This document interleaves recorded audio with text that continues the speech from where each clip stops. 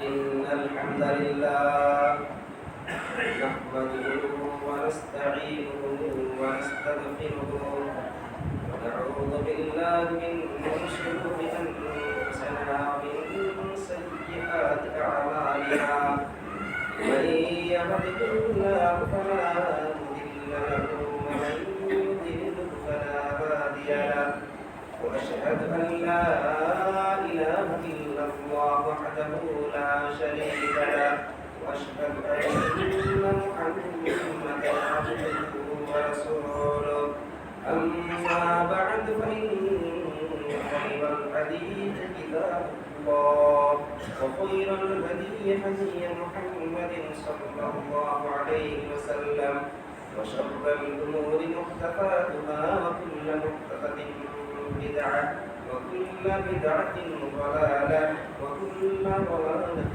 في النار. أعوذ بالله من الشيطان الرجيم. بسم الله الرحمن الرحيم. يا أيها الناس اتقوا ربكم الذي خلقكم من نفس واحدة وخلق منها زوجها وبث منهما رجالا كثيرا ونساء واتقوا الله الذي تساءلون به والأرحام إن الله كان عليكم رقيبا. يا أيها الذين آمنوا اتقوا الله حق تقاته ولا تموتن إلا وأنتم مسلمون. يا أيها الذين آمنوا اتقوا الله وقولوا قولا سديدا يصلح لكم أعمالكم ويغفر لكم ذنوبكم ومن يطع الله ورسوله فقد فاز فوزا عظيما. وقال الله تعالى في القرآن الكريم بعد أعوذ بالله من الشيطان الرجيم. بسم الله الرحمن الرحيم. ومن يتق الله يجعل له مخرجا. হাজিরিন জুমআ, মাসনুন খুতবা করার পর পবিত্র কোরআনুল কারীম থেকে ছোট্ট একটা আয়াত পড়েছি।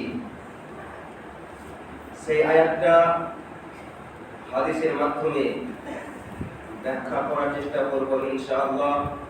ওয়া মা তাওফীকি ইল্লা বিল্লাহ। রব্বি ইশরাহ লি সাদরি ওয়া ইয়াসসির লি আমরি ওয়াহলুল উকদাতাম মিন লিসানি ইয়াফকাহু কাওলি। আমরা মুসলিম, আমাদের ধর্ম হচ্ছে ইসলাম। শাশ্বত ইসলাম সমগ্র মনুষ্য জাতির সর্বাঙ্গীন কল্যাণের একমাত্র গ্যারান্টি। আমরা মুসলিম হওয়া সত্ত্বেও, ইসলাম আমাদের শান্তির ধর্ম হওয়া সত্ত্বেও আজ আমরা এত অশান্তির মধ্যে কেন?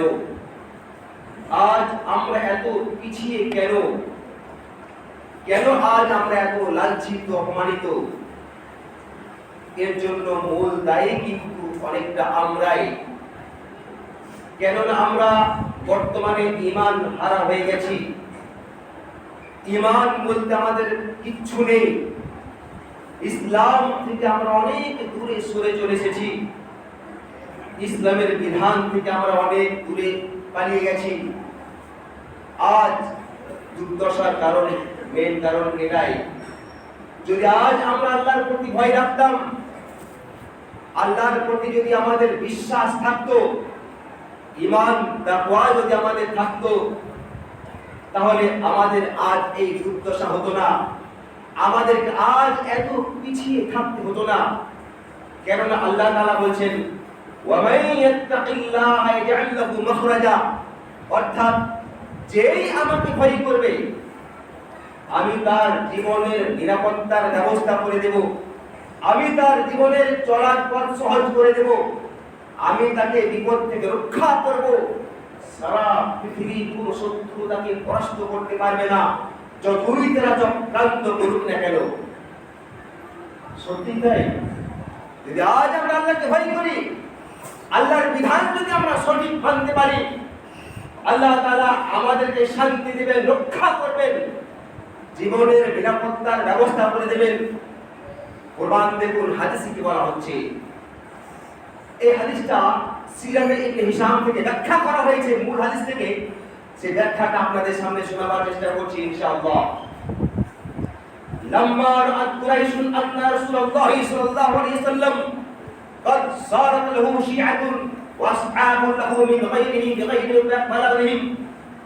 মক্কার কাফিরেরা, মক্কার শয়তানেরা যখন দেখলো, তাই তো দিনের দিন মুসলমানদের সংখ্যা বেড়েই যাচ্ছে, দিনের দিন ইসলাম প্রচার হয়ে যাচ্ছে, কেমন করে মুসলমানদেরকে শেষ করা যায়, কেমন করে ইসলামকে পৃথিবী থেকে চিরতরে নির্বাপিত করা যায়, কেমন করে মুহাম্মদকে হত্যা করা যায়, এই বিষয় নিয়ে তারা চিন্তায় চিন্তিত হয়ে পড়লো। নানা রকম তারা চক্রান্ত শুরু করলো, কেমন করে ইসলামকে শেষ করা যায়, কেমন করে ইসলামকে নির্মূল করা যায়।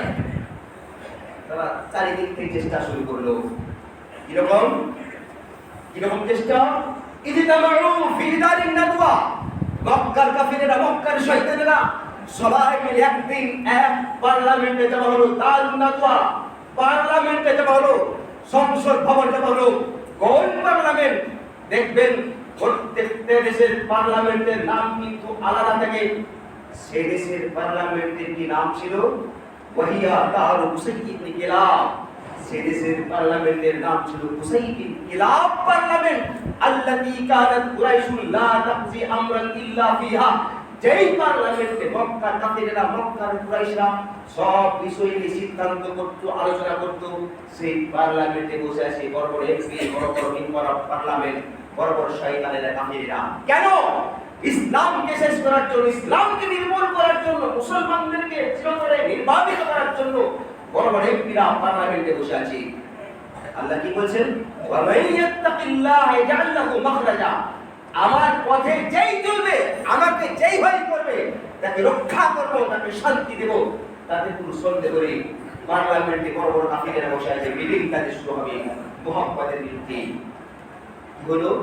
ফাআতালাহুম ইবলিস আলা হাইয়াতি শাইখিন জালিল ওয়াকাফা আলা বাবিদ দার। ইবলিস শয়তান একজন সম্ভ্রান্তশীল ব্যক্তিত্বের রূপ ধারণ করে, সাদা চকচকে কাপড় পরিধান করে পার্লামেন্টে এসে হাজির। ওয়াকাফা আলা বাবিদ দার। পার্লামেন্টের দরজায় ইবলিস শয়তান চুপচাপ দাঁড়িয়ে আছে, সাদা কাপড় পরে। ফাকালু মানিশ শাইখ ওয়াকাফু আলা বাবিদ দার। কাফিরেরা জিজ্ঞেস করছে, পার্লামেন্টের দরজায় তুমি দাঁড়িয়ে কে? তোমার বাড়ি কোথায়? তোমাকে তো আমরা কোনোদিন দেখিনি, চিনতে পারছি না, মনে হচ্ছে তুমি একজন অপরিচিত ব্যক্তি। তুমি কি জানো না পার্লামেন্ট এমন একটা জায়গা, এখানে যে কেউ আসতে পারে না, সাধারণের প্রবেশ অনুমতি নেই? তুমি কি জানো না? ইবলিস শয়তান বলছে, فقال أنا الشيخ الذي حضرت إليكم لأسمع منكم ما تقولون في أمر محمد وأصحابه। ইবলিস শয়তান বলছে, শোনো, আমার বাড়ি অনেক দূর, সেই নাজিদ শহর, সেখান থেকে অনেক কষ্ট করে হাঁটতে হাঁটতে তোমাদের এই পার্লামেন্টে হাজির হলাম। শুনলাম মুহাম্মাদের বিরুদ্ধে, মুসলমানদের বিরুদ্ধে, ইসলামের বিরুদ্ধে গুরুত্বপূর্ণ একটা মিটিং আছে, সেই মিটিংয়ে অংশগ্রহণ করার জন্য এখানে হাজির হয়েছি। কাফিরেরা বলছে, ফাকালু আজাল ফাদখুল ফাজলিস মা'না। ঠিক আছে, তুমি দাঁড়িয়ে না থেকে তুমি আমাদের সঙ্গে এসে বসে যাও। ইবলিস শয়তান বসে গেল। মিটিং তাদের শুরু হচ্ছে, কেমন করে মুহাম্মদকে শেষ করা যায়। একজন এমপি, একজন শয়তান কাফের মেম্বার অফ পার্লামেন্ট রাসূলের বিরুদ্ধে মত পেশ করছে, কেমন করে দেখুন। অল কাইলুম মিনহুম, প্রথম জন এমপি রাসূলের বিরুদ্ধে বলছে কি, ইহবিসুহু ফিল হাদিদ থুম্মা জাআলুহু ফি বাইতিন ওয়াগলিকু আলাইহি বাবাম মিন ওয়ারাইহি। শোনো, আমার মত হচ্ছে মুহাম্মাদের হাত দুটি, পা দুটি লোহার শিকল দিয়ে মজবুত করে বেঁধে দাও। তারপর সুম্মা জাআলুহু ফি বাইতিন, হাত পা বেঁধে দিয়ে মুহাম্মদকে একটা ঘরের মধ্যে ভরে দাও। ওয়াগলিকু আলাইহি বাবাম মিন ওয়ারাইহি, এবং বাইরে থেকে দরজাটি বন্ধ করে দাও। দেখো মুহাম্মদের অবস্থা কি হয়, মুহাম্মদ শেষ, মুসলমান শেষ, ইসলাম শেষ। প্রথম দিন বলছি ফাকাল শাইখুন নাজদি, ইবলিস শয়তান যে হাজির হয়েছে পার্লামেন্টের মধ্যে সুন্দর মতামত দেওয়ার জন্য, ইবলিস শয়তান তখন বলছে কি فإن لمحمد أصحابا ينزعونه من أيديكم ثم يكافرون عليكم ويكفرون عليكم। জানো আজ বর্তমান জামানায় মুসলমানদের সংখ্যা বেশ কিছু বেড়ে গিয়েছে, মুহাম্মদের সাহাবাদের সংখ্যা বেড়ে গেছে। মুহাম্মদকে যদি একটা ঘরের মধ্যে আবদ্ধ করে রাখো, বেঁধে রাখো, তাহলে বাড়িতে মুসলমানেরা শাড়ি পরে চুড়ি পরে বসে থাকতে হতে পারে না। কি করবে তারা? ইয়ানজিউনাহু মিন আইদিকুম, মুহাম্মদকে তোমাদের হাত থেকে তারা কেড়ে নিয়ে চলে যাবে, ছিনিয়ে নিয়ে চলে যাবে। সুম্মা ইকাফিরুনা আলাইকুম, এবং তারা অহংকার করবে, দেখ আমাদের কত শক্তি, তোদের হাত থেকে আমরা মুহাম্মদকে ছিনিয়ে নিয়ে চলে এলাম। ওয়াইফুনা আলাইকুম, এবং তারা তোমাদের উপর আক্রমণ করবে। অতএব তাকবিরু ফীহি রা'য়ান গায়রা হাযা, এই মতটি বাদ দিয়ে তোমরা আবার অন্য কোনো মত নিয়ে চিন্তা করা শুরু করো। কি করা যায় মুহাম্মদকে? ফাকাল কাইলুম মিনহুম, দ্বিতীয় জন তখন বলছি, দ্বিতীয় নম্বর এমপি তখন বলছি কি নুরিদু আন নুখরিজাহু মিন আরদিনা ওয়া নানফিহু মিন বিলাদিনা। আমার মত হচ্ছে মুহাম্মদকে আমরা দেশ ছাড়া করে দেব, গোটা আরবের মধ্যে কোথাও তাকে থাকতে দেব না, তাকে তাড়িয়ে দেব। আলা নুবালি আইনা যাহাবা ওয়া হাইসু ওয়াকা, মুহাম্মদ কোথায় যাবে না যাবে আমরা কোনো পরোয়া করব না। ইয়াস্তাইহু মিন্না ওয়া নাস্তাইহু মিনহু, মুহাম্মদ আমাদের আক্রমণ থেকে বেঁচে যাবে, আমরাও ইসলাম প্রচার থেকে বেঁচে যাব, ইসলাম প্রচার বন্ধ হয়ে যাবে, মুসলমানেরা একদম চিরদিনের জন্য নির্মূল হয়ে যাবে। মুহাম্মদকে তাড়িয়ে দাও, সব কিছুর ফয়সালা হয়ে যাবে। فقال الشيخ النجدي, ইবলিস শয়তান তখন আবার বলছে আওয়ালাম তারাউ ইলা হালাওয়াতি মানতিকিহি ওয়া হুসনি হাদিসিহি, আরে তোমরা কি জানো না মুহাম্মাদের ভাষা কত সুন্দর, মুহাম্মদ কত নম্র, কত ভদ্র? তোমরা কি জানো না মুহাম্মদকে যদি অন্য কোথাও তাড়িয়ে দেওয়া হয় কি ক্ষতি হবে তোমাদের হুঁশ নেই? তার ভালোবাসা থেকে, তার কথাবার্তা শুনে, তার ব্যবহার থেকে দলে দলে তার দিকে আরো অনেক লোক যোগ দিবে, উল্টে মুসলমানদের সংখ্যা আরো বাড়তে থাকবে, ইসলাম আরো বেশি প্রচার হবে। অতএব তাকবিরু ফীহি রা'য়ান গায়রা হাযা, এই মতটি বাদ দিয়ে তোমরা আবার অন্য কোন মত নিয়ে আলোচনা করো, কি করা যায় মুহাম্মাদের বিরুদ্ধে। ফাকাল আবু জাহল ইবনে হিশাম ওয়া হুয়া সাইয়্যিদু দারিন নাদওয়া, পার্লামেন্টের সর্দার, তখনকার জামানার লোকসভার নেতা, সবচাইতে গ্রহণযোগ্য নেতা কে? যে ইসলামের সবচাইতে বড় শত্রু আবু জাহল ইবনে হিশাম তখন বলছে, শোনো, অনেকক্ষণ ধরে আমরা আলোচনা করলাম, এখন পর্যন্ত এই বিষয়ে সিদ্ধান্তে আসতে পারলাম না, তবে এই সম্পর্কে আমার একটি সুন্দর মতামত আছে, আশা করি তোমরা মেনে নেবে। কি মত? আবু জাহল বলছে, নাতলুবু মিন কুল্লি ফিরকাতিন ফাতান শাবান জালিদান মুসিবান। শোনো, আমার মত হচ্ছে প্রত্যেকটা গোত্র থেকে একজন করে সাহসী শক্তিশালী মুসলমানদেরকে আমরা খুঁজে খুঁজে নিয়ে আসবো। ফাতান শাবান জালিদান মুসিবান, সাহসী শক্তিশালী মুসলমানদেরকে আমরা খুঁজে খুঁজে নিয়ে আসবো। তারপর সুম্মা নুতি কুল্লাম মিনহুম সাইফান সারিমান মাসলুলান, প্রত্যেক মুসলমানের হাতে একটা করে ধারালো চকচকে তলোয়ার ধরিয়ে দেব। সাইফান সারিমান মাসলুলান, ধারালো চকচকে তলোয়ার একটা করে সেই মুসলমানদের হাতে ধরিয়ে দেব। কি হবে? ফায়াকুন আলা মুহাম্মাদিন ওয়া হুয়া নাইম, মুহাম্মদ রাত্রি আরামে ঘুমিয়ে থাকবে, সেই সময় মুসলমানেরা মুহাম্মদের উপর আক্রমণ করবে, সেই তলোয়ার নিয়ে মুহাম্মদ চিরদিনের জন্য একদম শেষ হয়ে চলে যাবে। فقال الشيخ النجدي, ইবলিস শয়তান তখন বলছে, আনতুম মা قال هذا الشيخ, হ্যাঁ, সুন্দর মতামত আমরা এতক্ষণ পেয়েছি, সুন্দর সিদ্ধান্ত আমরা এতক্ষণ পেয়েছি, এর থেকে আর কিছু আলোচনা হওয়ার প্রয়োজন নেই। ফাত্তাফাকু আলা তিলকা রাই, সেই মতে সবাই মত দিল, পার্লামেন্টে পাস হয়ে গেল, সেই রাত্রে কার্যকরী হবে। আল্লাহ কি বলছেন? ওয়া মান ইয়াত্তাকিল্লাহ ইয়াজআল লাহু মাখরাজা, আমার বিধান যেই মেনে চলবে, আমার পথে যেই চলবে, অবশ্যই তাকে রক্ষা করব, তার নিরাপত্তার ব্যবস্থা করে দেব, তাকে শান্তি দেব। সারা পৃথিবীর কোনো শত্রু তাকে কষ্ট করতে পারবে না, যতই তারা চক্রান্ত করুক না কেন। পার্লামেন্টে পাস হয়ে গেল। সেই রাত্রেই রাসূলের বাড়ি ঘেরাও করেছে চারিদিকে কাফিররা। সেই বুখারী হাদিস, রাসূলুল্লাহ সাল্লাল্লাহু আলাইহি ওয়াসাল্লামকে যখন তারা ঘেরাও করেছে, আতা জিবরিল ইলা রাসূলিল্লাহ সাল্লাল্লাহু আলাইহি ওয়াসাল্লাম, জিবরিল আলাইহিস সালাম রাসূলের দরবারে হাজির হয়ে বলছেন, ইয়া রাসূলুল্লাহ লা তাবিত হাদিহিল লাইলাতা আলা ফিরাশিকা আল্লাযী কুনতা তানামু কুল্লা লাইলা। ইয়া আল্লাহর রাসূল, যে বিছানায় প্রত্যেক রাত্রে আপনি ঘুমিয়ে থাকেন, অনুরোধ করে বলছি আজ রাত্রে সেখানে একদম শুবেন না। আপনার বাড়ির চারপাশে শয়তানেরা তলোয়ার নিয়ে অপেক্ষা করছে আপনাকে হত্যা করার জন্য, আপনি সাবধান হয়ে যান। ফালাম্মা রাআ রাসূলুল্লাহ সাল্লাল্লাহু আলাইহি ওয়াসাল্লাম মাকানাহু, আল্লাহর রাসূল যখন দেখতে পেলেন সত্যি তাই, কি করলেন?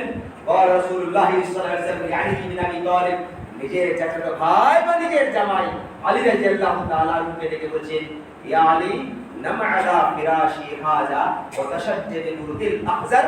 ইয়া আলী, আজ রাত্রে আমার এই সবুজ রঙের চাদরকে ঢাকা দিয়ে আমার বিছানায় তুমি ঘুমিয়ে যাও, ইনশাআল্লাহ তোমার কোনো অসুবিধা হবে না। আলী রাদিয়াল্লাহু তাআলা সেখানে শুয়ে গেলেন। শয়তানেরা বড় অপেক্ষায় দাঁড়িয়েছে, কখন মুহাম্মদ ঘুমাবে, কখন তাকে হত্যা করব। শুধু দাঁড়িয়ে আছে তাই নয়, সেই কাফেরদের মধ্যে গুপ্ত মিটিং চলছে, গুপ্ত আলোচনা চলছে। এরকম সেই পার্লামেন্টের সর্দার, যার কথা পার্লামেন্টে পাস হয়েছিল, আবু জাহল বিন হিশাম, মোস্তানদেরকে নিয়ে গুপ্ত মিটিং করছে। এরকম আবু জাহল বিন হিশাম মোস্তানদেরকে আস্তে আস্তে বলছে, ইন্না মুহাম্মাদান ইয়াজউম ইন্তা বা'তুহু বুইতুম বা'দা মাউতিকুম মিন কুবুরিকুম ওয়া জু'iলাত লাকুম জিনান। জানো মুহাম্মাদের কি ধারণা? মুহাম্মাদের ধারণা, তার বিশ্বাস, ইন্তা বা'তুহু, যদি তার অনুকরণ তোমরা করো, কি হবে? বুইতুম বা'দা মাউতিকুম মিন কুবুরিকুম, মৃত্যুর পর তোমাদেরকে আবার কবর থেকে উঠানো হবে। আর জু'iলাত লাকুম জিনান, মৃত্যুর পর বিশাল বিশাল সুন্দর সুন্দর জান্নাত দেয়া হবে। এটি হচ্ছে মুহাম্মাদের ধারণা আর বিশ্বাস। আর কি বিশ্বাস? ওয়া ইল্লাম তাত্তাবিউহু, আর যদি তোমরা তার অনুকরণ না করো, কি ক্ষতি হবে? জুইলাত লাকুম নারুন তুফতাউনা ফিহা, মৃত্যুর পর তোমাদের জন্য জাহান্নামের আগুন তৈরি হয়ে থাকবে। সেই জাহান্নামের ভয়ঙ্কর আগুনে তোমাদেরকে হাজার হাজার বছর ধরে পুরো ঝাঁঝাল হতে হবে। এটি হচ্ছে মুহাম্মাদের বিশ্বাস আর ধারণা।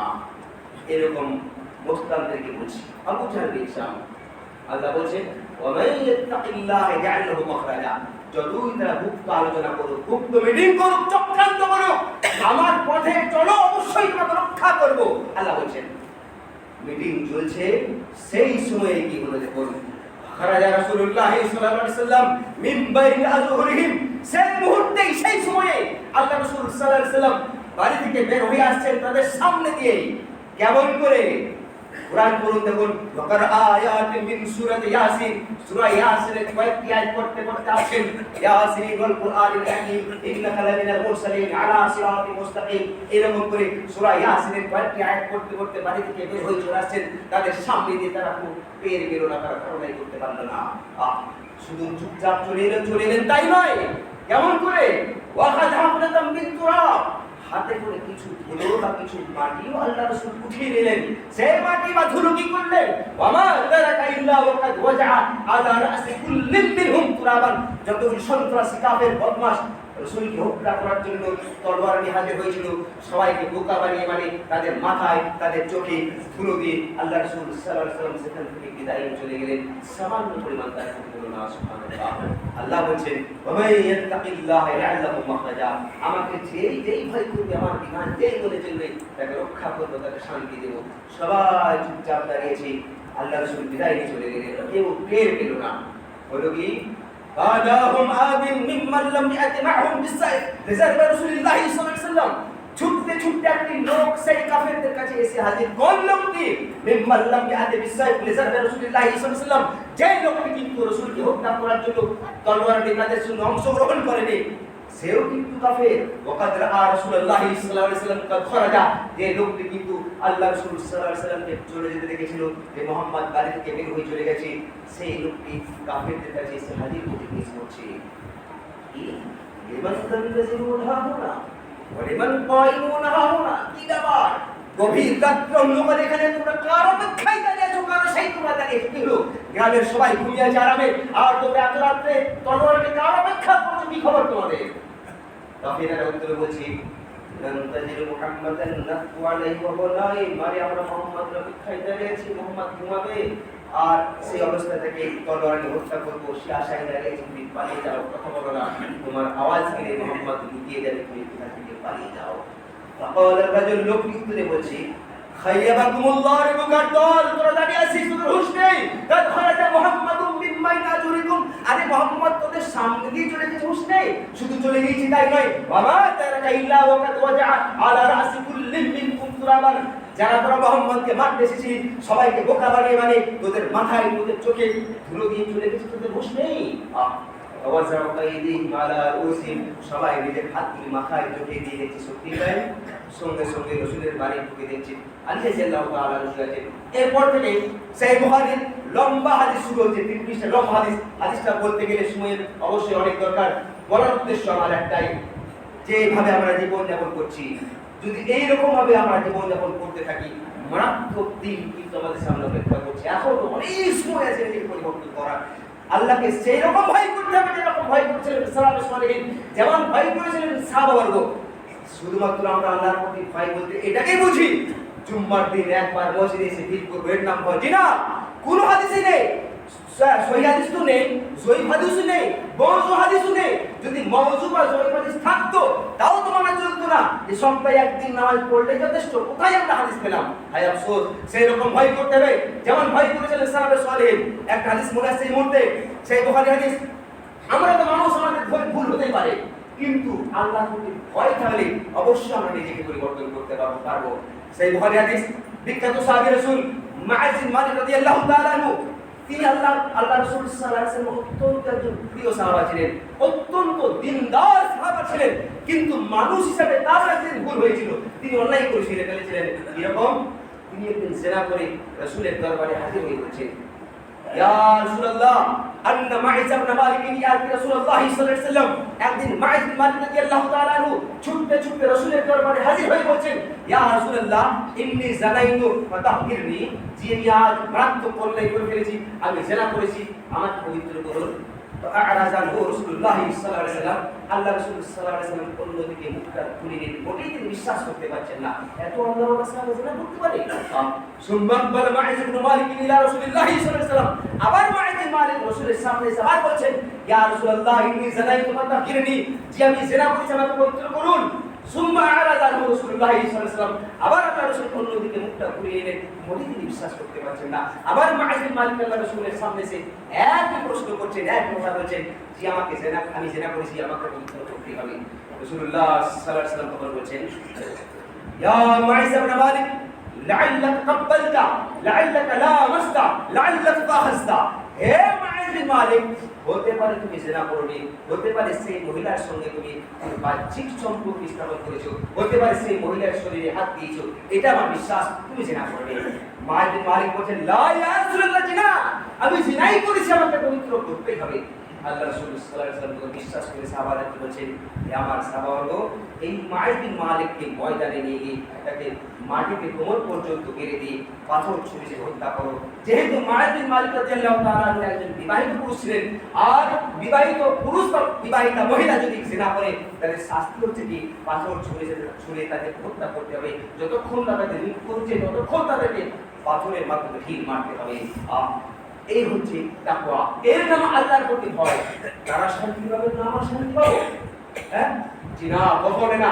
সেই বুখারী হাদিস, সেই বুখারীর দ্বিতীয় খণ্ডে কিতাবুল মাগাজি যে হাদিসটি আনা হয়েছে, হযরত মুসআব বিন উমার রাদিয়াল্লাহু তাআলা ইসলাম গ্রহণ করার আগে ইসলামের সবচাইতে বড় শত্রু ছিলেন গোটা মদিনার মধ্যে। আর ইসলাম গ্রহণ করার আগে গোটা মদিনা শহরের মধ্যে সবচাইতে তিনি ধনাঢ্য ব্যক্তি ছিলেন, প্রচুর টাকা পয়সা তিনি মালিক ছিলেন ইসলাম গ্রহণ করার আগে।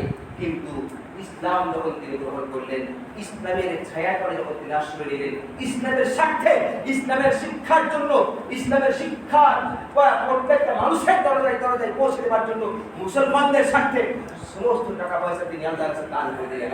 অতঃপর আল্লাহ বলেছিলেন দাউদ তৈরি করলেন সেই মুসাব বিন উমাইর রাদিয়াল্লাহু তাআলা আনহু উহুদের ময়দানে কাফেরদের বিরুদ্ধে ঘোর জিহাদ করছেন, যুদ্ধ করছেন। যুদ্ধ করতে করতে তিনি শহীদ হয়ে গেলেন। ইন্না লিল্লাহি ওয়া ইন্না ইলাইহি রাজিউন। শহীদ তিনি হলেন। কয়েকজন সাহাবা রাসূলুল্লাহ সাল্লাল্লাহু আলাইহি ওয়াসাল্লামের কাছে কাঁদতে কাঁদতে বলছেন, ইয়া রাসূলুল্লাহ কুতিলা মুসআব ইবনে উমাইর ফি গাজওয়াত উহুদ। ইয়া আল্লাহর রাসূল, আজ আপনার একজন প্রিয় সাহাবা আমাদের সাথী মুসআব বিন উমাইর রাদিয়াল্লাহু তাআলা আনহু জিহাদ করতে করতে উহুদের ময়দানে তিনি শহীদ হয়ে গেছেন। ইন্না লিল্লাহ, বড় দুঃখের বিষয়, শহীদ তিনি হয়েছেন। তাকে যে আমরা দাফন করব, কাফন দেব, তার বাড়িতে কিচ্ছু নেই, সব তিনি দান করে চলে গেছেন। হ্যাঁ, ওমা তারাকা ইল্লা নামারাতানি, ছোট্ট একটি চাদর ছাড়া তার বাড়িতে কিচ্ছু নেই। তাকে দাফন করবো আমরা। গোটা মদিনার যে ধনী ব্যক্তি ছিল, গোটা মদিনার মধ্যে আজ শুধুমাত্র একটা চাদর ছাড়া তার বাড়িতে কিচ্ছু নেই। কুল্লা ইদা গাত্তাইনা বিহা রাসাহু খারাজাত রিজলাহু, ছোট্ট চাদর দিয়ে যখন তার মাথাটাকে আমরা ঢাকতে যাচ্ছি, খারাজাত রিজলাহু, পা দুটি সঙ্গে সঙ্গে বেরিয়ে যাচ্ছে। ওয়াইদা গাত্তাইনা বিহা রিজলাইহি খারাজা রাসহু, চাদরটা টান দিয়ে যখন আমরা পা দুটিকে ঢাকতে যাচ্ছি, খারাজা রাসহু, মাথাটি আবার সঙ্গে সঙ্গে বেরিয়ে যাচ্ছে। কেমন করে তাকে দাফন করবো বলুন? রাসূলুল্লাহ সাল্লাল্লাহু আলাইহি ওয়াসাল্লাম ছটছট করে কাঁদতে কাঁদতে ফতোয়া দিচ্ছেন, আমার সাহাবাবর্গ এক কাজ করো, কি উদ্দু বিহা রাসাহু ওয়াজআলু আলা রিজলাইহি আল-ইসকির, ছোট চাদর দিয়ে মুসআব বিন উমাইরের মাথাটাকে সুন্দর করে ঢেকে দাও, আর তার পা দুটি যে খালি রয়ে যাচ্ছে, পা দুটিকে ইসকির নামক ঘাস রয়েছে, সে ঘাস দিয়ে ভালো করে ঢেকে দাও। এভাবে তাকে দাফন করা হয়েছিল। তারা কত আল্লাহওয়ালা ছিলেন, কত তারা তাকওয়াওয়ালা ছিলেন, আল্লাহকে তারা কত ভয় করতেন। আজ আমাদের কি অবস্থা? এত মুসলমানের সংখ্যা থাকা সত্ত্বেও আজ আমরা এত পিছিয়ে কেন? এত আমাদের কেন চিন্তা, এত কেন ভয়? সামান্য পরিমাণ যদি আমাদের ঈমান থাকতো তাহলে অবশ্যই আমাদের এই দশা হবে না। আমরা জানি বর্তমান যে দীর্ঘদিন ধরে যুদ্ধ চলছে, নানা রকম অশান্তি চলছে, মুসলমানদের অত্যাচার চলছে কোথায়? বিভিন্ন দেশে এবং ফিলিস্তিনের মধ্যে। যে ফিলিস্তিনকে মাত্র কয়েকজন মুসলমান জয় করেছিল ঈমানের মাধ্যমে, তাকওয়ার মাধ্যমে, মাত্র 20 থেকে 30 জন মুসলমান পুরো দেশকে জয় করেছিল। কাফেরদের হাত থেকে, ইহুদিদের হাত থেকে তারা জয় করেছিল ঈমানের মাধ্যমে, তাকওয়ার মাধ্যমে। জয় করার পর সেই ফিলিস্তিনের প্রথম রাজা মুসলমানদের কে? সুলতান আব্দুল হামিদ। সুলতান আব্দুল হামিদের নেতৃত্বে মুসলমানরা গোটা দেশকে জয় করলো।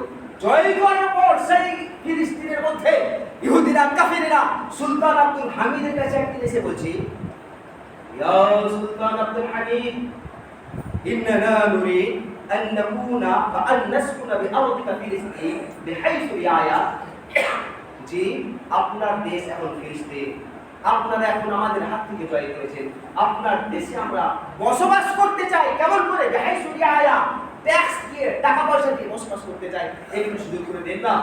সুলতান আব্দুল হামিদ তাদের ইচ্ছা, তাদের চক্রান্ত বুঝতে পেরে বলছেন, কি ইয়া ইলাম ইয়া হিরাসাল ইন আরদ ফিলিস্তিন জুজউম মিন আরদিল ইসলাম ওয়া আন আরদিল ইসলাম লা তুবাউ বিয-যাহবি ওয়া লা ফিল ফিজ্জা। শোনো হে বদমাশ খালিস, তুমি শুনে নাও, ফিলিস্তিন বর্তমানে হচ্ছে মুসলমানদের একটা দেশ, ইসলামিক কান্ট্রি। ওয়ালাকাদ হাসালনা আলা কুল্লি শিবরিন মিনহা, ফিলিস্তিনের প্রত্যেকটা অঙ্গ, প্রত্যেকটা অংশ আমরা অর্জন করেছি। কেমন করে? বিবাজলি দিমাই আবাইনা ওয়া আজদাদিনা, আমাদের শরীরের রক্ত মাংসের মাধ্যমে, আমাদের বাপ দাদার রক্তের মাধ্যমে, মাংসের মাধ্যমে আমরা জয় করেছি পুরো দেশকে, ঈমানের মাধ্যমে জয় করেছি। ওয়ালা নাতরুক মিনহা, ফিলিস্তিনের একটা অঙ্গ আমরা ছাড়তে চাই না, তোমাদেরকে সামান্য অংশ তোমাদেরকে দিতে চাই না। যতক্ষণ আমাদের শরীরে রক্ত মাংস আছে ততক্ষণ তোমাদেরকে দেব না। গোটা দেশকে জয় করেছিল, সেই রকম ভাবে গোটা দেশকে জয় করেছিল স্পেন নামক এখন বর্তমান দেশ, যার আগে নাম ছিল আন্দালুস, এখন বর্তমান নাম স্পেন। সেই দেশকে জয় করেছিল তারিক বিন জিয়াদের নেতৃত্বে মাত্র কয়েকটি মুসলমান, শুধুমাত্র ঈমান এবং তাকওয়ার মাধ্যমে। আর লক্ষ লক্ষ কোটি কোটি মুসলমান থাকা সত্ত্বেও সবার আজ এত চিন্তা, এত ভয়, শুধুমাত্র ঈমান না থাকার কারণে। এখনো বলি সময় আছে নিজেকে পরিবর্তন করার। আমার মাধ্যমে কি ভুল হয়েছে, আমি কি অন্যায় করেছি, আমি আমাকেই জিজ্ঞেস করি।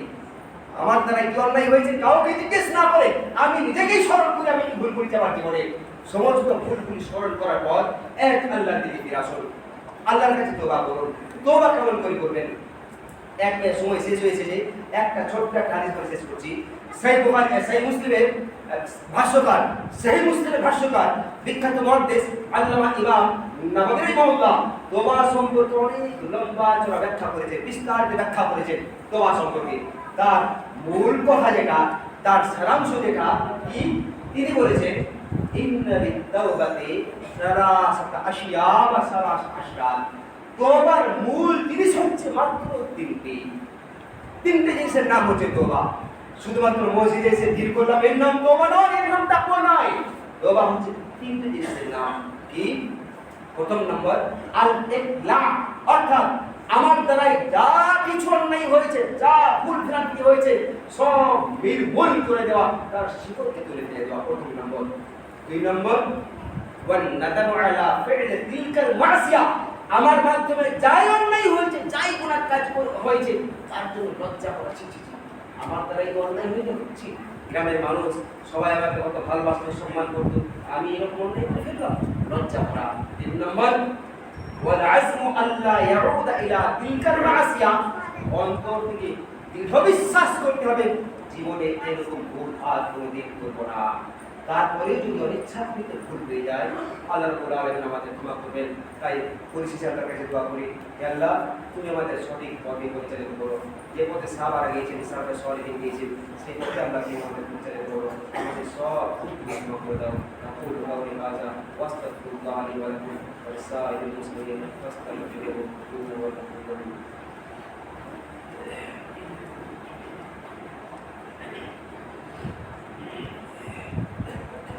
إن الحمد لله نحمده ونستعينه ونستغفره ونعوذ بالله من شرور أنفسنا ومن سيئات أعمالنا، من يهده الله فلا مضل له ومن يضلله فلا هادي له، وأشهد أن لا إله إلا الله وحده لا شريك له، وأشهد أن محمدا عبده ورسوله।